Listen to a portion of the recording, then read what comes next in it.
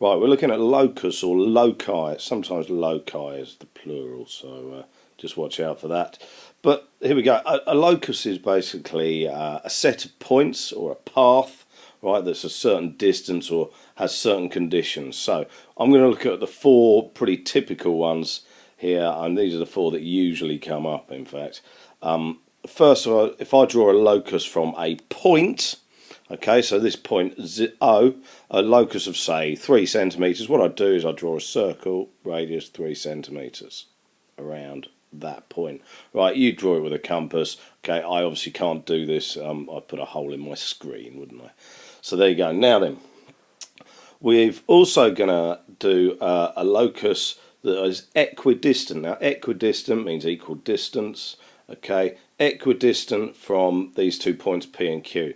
Now, in order to do that, what you need to do is again use your compass. You put the point of your compass on here, so you put the point on the point P, and you'd open your compass more than halfway around, you draw part of a circle.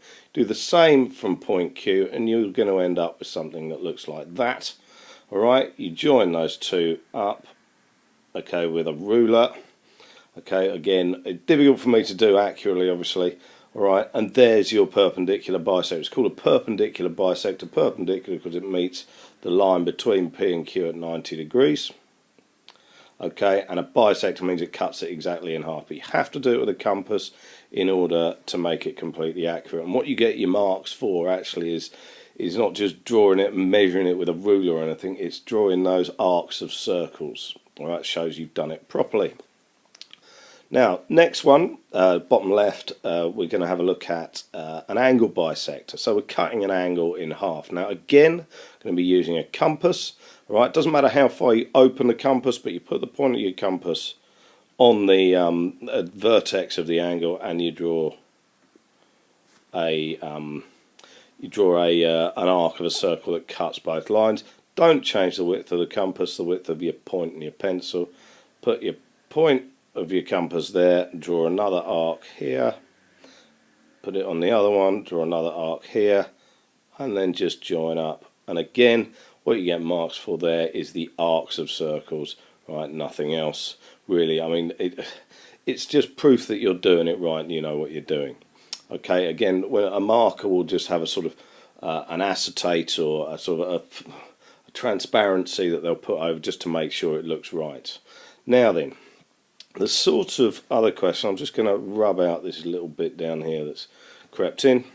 All right, is if we do a locus of a couple of centimeters from this rectangle WXYZ.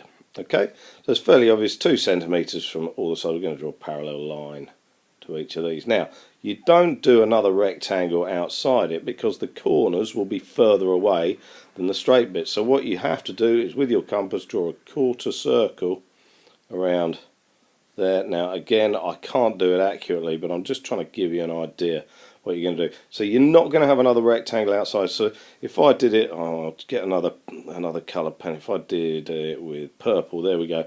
If I do, if I had these bits here, okay, this point here is further away than this point and this point, etc. And the whole point of the locus is to be 2 centimeters or whatever away from that rectangle everywhere on that locus. All right, so it's the purple bit we don't want. That's the wrong bit because and I'll redraw that. Okay, so you need to get a quarter of a circle. You need that curve around the point. You're putting your compass there and then doing your quarter circle there. So just be aware a locus is a set of points that has a certain condition compared to something else or some other things.